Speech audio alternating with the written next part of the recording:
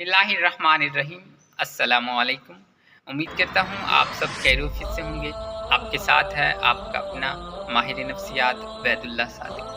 जैसा कि recently video में मैंने आपसे डिस्कस किया था कि हम आने वाले दिनों में साइकोलॉजिकल जो केसेस होंगे हम उन पर बात करेंगे, ताकि हम अवेयर हो सकें कि कौन कौन सी जो है वो जहनी ऐसी चीज़ें हैं जिनकी वजह से हमारी ज़िंदगी में तब्दीली रोनुमा होती है, और वो भी मनफी।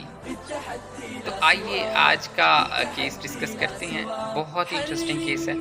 इसकी समझ आपको तब लगेगी जब आप इस केस को पूरा फोकस के साथ सुनेंगे और समझेंगे, ताकि आप भी अवेयर हो सकें और अपनी ज़िंदगी को मुस्बत हवाले से इंजॉय कर सकें। एक केस आया जो कि रिलेशनशिप के हवाले से था। मियाँ और बीवी के दरमियान तज़ाद था। मियाँ साहब और बेगम साहिबा जो थी वो काफ़ी अरसे से अपनी ज़िंदगी को मज़े में जी रहे थे। मियाँ साहब की रूटीन ये थी, जब भी वो अपने ऑफिस से आते, और एक बात और आपको बताता चलूँ कि हम माहिर नफ्सियात जो होते हैं वो क्लाइंट्स की प्राइवेसी को तरजीह देते हैं। तो हमने इस केस में वो बातें कर ली हैं जो कि हमें सीखने तक महदूद हैं। उनकी प्राइवेसी को, वो कहाँ से हैं, क्या काम करती हैं, उनकी कास्ट क्या है, वो कहाँ से, हम डीपली नहीं जाएंगे। मेन मुद्दा ये है हमारा फोकस कि वो कौन सी चीज़ें हैं जिनकी वजह से हमारे अंदर जो है वो तब्दीली रोनुमा होती है, और वो साइकोलॉजिकल, क्योंकि हमारा मेजर फोकस जो है वो नफ्सियात पर। वो बहुत अच्छे से और मज़े से ज़िंदगी गुजार रहे थे, लेकिन कुछ दिनों में मियाँ साहब ने नोट किया कि उनकी बेगम साहिबा जो है वो खामोश हो गई हैं। वो घर से शाम को जब थके आते थे तो बेगम साहिबा का मूड ऑफ होता था, और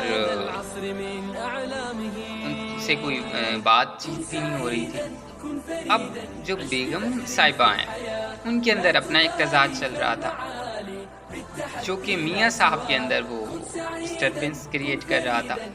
अब मियाँ साहब अपने तौर पर खामोश हैं और बेगम साहिबा अपने तौर पर। तो उन्होंने कंसल्ट किया कि बेहतर है किसी माहिर नफ्सियात से जो है वो बात की। अब जब वो केस आया तो थोड़ा सा डीप में जाना पड़ता है, लेकिन रूट आखिर निकल गया।